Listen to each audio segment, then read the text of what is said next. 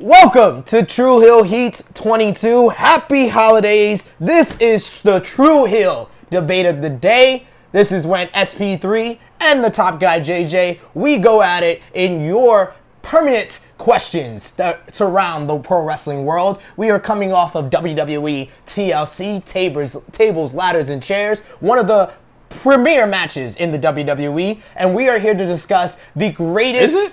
Yes. We're here to discuss the greatest TLC match in WWE history that did not have the pioneers in it. Edge and Christian, the Dudleyz, or the Hardyz. So I'm going to kick us off on this Tru Heel debate of the day, and I am going to go with the greatest TLC match to not have those three teams, which was The Shield versus Team Hell No and Ryback.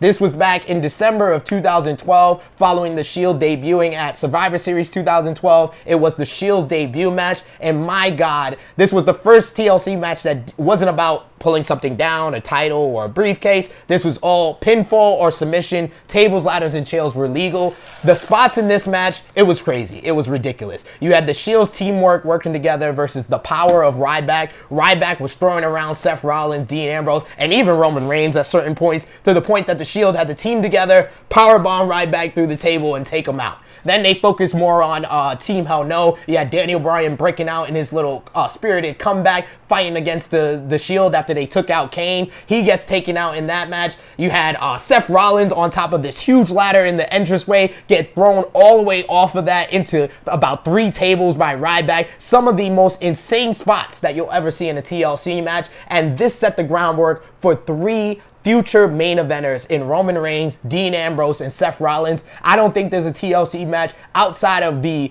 original 2 or 3 that really did more for the superstars in the match more than this match. The Shield were established as main eventers. Team Hell No, you saw that Daniel Bryan was about to get the push of a lifetime and get pushed into the stratosphere. And even Ryback, so he gets a bad rap as a bad worker, but my God, that is the best match that Ryback has ever been in. Whether he was Skip Sheffield or Ryback, that's the best match he's ever been in. Yes. Honorable mention. Yep. What'd he do? Honorable mention to Skip. So, what do you got on this Tru Heel debate of the day? Greatest TLC. Sometimes as annoying as you are, sometimes you actually pick some decent stuff. That was actually not a bad pick, man. You're annoying as fuck, but sometimes it's not a bad pick. But I'm going to go with a platform match that actually elevated the Hall of Fame career of Adam Copeland. So his TLC match to me with John Cena was something for me, and I don't really have that many fond memories of TLC. I usually find myself watching half the pay-per-view and then just being completely and utterly disappointed in them. But this one in per se was, I believe, the platform match to set Edge's Hall of Fame career. Because he's had some decent rivalries, he's had some decent encounters, but that rivalry with John Cena, the back and forth of him losing the championship, gaining it back, and having this long-standing feud that seemed like it lasted forever. And it seemed to have culminated with that match. It was one of his finer matches as a singles competitor to me. It was one of his best matches as a singles person. He obviously has one of the best and greatest resumes as a tag team wrestler.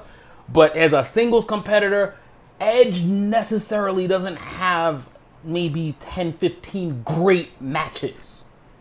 And I think that that's at least one of them. That's one of his best matches. Obviously, he's had some honorable good matches against The Undertaker. He's had some good matches against Randy Orton, and obviously a few against Cena. But I think that match against Cena was one of his absolute best. It's something that stands out to me when I think TLC, when I think of Edge, when I think of his Hall of Fame career. That is one of the best matches that stands out to me. Great match, honestly. I'd say outside of, I'd say that was for me, WrestleMania 22 was great between Cena and Triple H in 2006, but I would say that TLC match with Edge at Unforgiven, and that was in Edge. You forgot one of the most important things. It was in Edge's hometown, Toronto. The odds were against Cena, but that was the whole story was great because you had at SummerSlam they versed in Boston in Cena's hometown, and then in Unforgiven the rematch in TLC it was in Toronto. I'm gonna defend myself and say that I think that John Cena and Edge has had maybe 100 matches. That's probably true. Between Edge and Cena and Orton. Whoa. Edge and Cena had about 100 less than Cena and Orton. 100 less than Cena and Orton.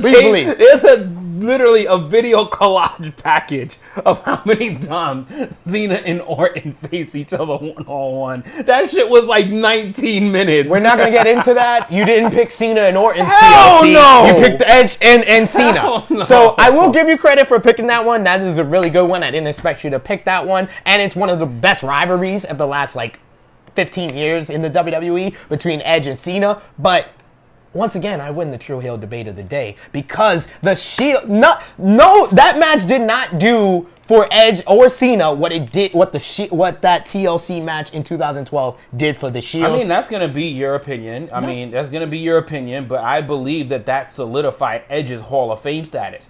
The last time I checked, Seth Rollins, Dean Ambrose, nor Roman Reigns are in the Hall of Fame yet. Well, they should be. They're not there. They have Hall of Fame. All three have Hall of Fame resumes. Edge is in the Hall of Fame. And his his wannabe Hall of Fame tag team partner's not. He's gonna be there. He's not. But he's not. He is the one that's the better rapper, which means he had some standouts that outstood the test of time a whole lot more than his counterpart. Well, first of all, Christian didn't break his neck. One more match. Yeah, he still has one more match in him. He still has one more match in him. You never know. He's not officially retired just yet. But Edge broke his neck. The following year, he went into the Hall of Fame. I don't think Christian will ever officially retire. No. He's always got one more match in him. He will always be available. He'll always have one more match in him. And he's a phenomenal rapper if you haven't saw Edge and Christian show. But the Shield versus Team Hell No and honestly, it gave Ryback a great match. And Ryback's one of the worst workers. Saying a lot. One of the worst workers of all time. That's not saying a lot. He's one of the worst workers of all time, but he could say he had a great match because of the Shield. I can't believe that I actually sat and actually had a spot of fun sharing that shit at WrestleMania 29. That was god awful. It was god awful. Oh my god. Sometimes feed me more.